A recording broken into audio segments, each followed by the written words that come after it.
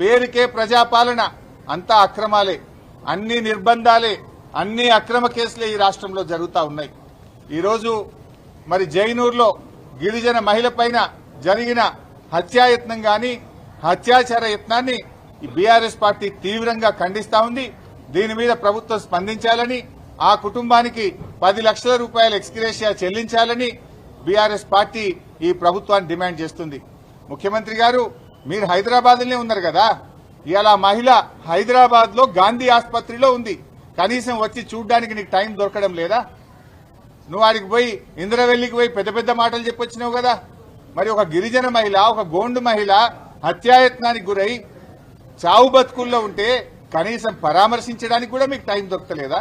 మీరే హోంశాఖ మంత్రి, మరి మీరే ఈరోజు గిరిజన శాఖ మంత్రి, మరి మీరు కనీసం పట్టించుకోవడానికి సమయం చిక్కడం లేదా అని నేను అడుగుతా ఉన్నా. మానవీయ పాలన అంటే ఇదేనా? కనీసం పరామర్శకు కూడా వాళ్ళు నోచుకోలేదా? ఇది ఏం పద్ధతి అని ఈరోజు మేము అడుగుతా ఉన్నాం. సో ఈ యొక్క సంఘటనలు జరగకుండా ప్రభుత్వం స్పందించాలని, భవిష్యత్తులోనైనా ఇప్పటికైనా పోలీసు వ్యవస్థకు ఫ్రీ హ్యాండ్ ఇచ్చి వాళ్ళ పనులను వాళ్ళని చేసుకొని ఇవ్వాలని చెప్పి కూడా మేము ప్రభుత్వాన్ని డిమాండ్ చేస్తున్నాం.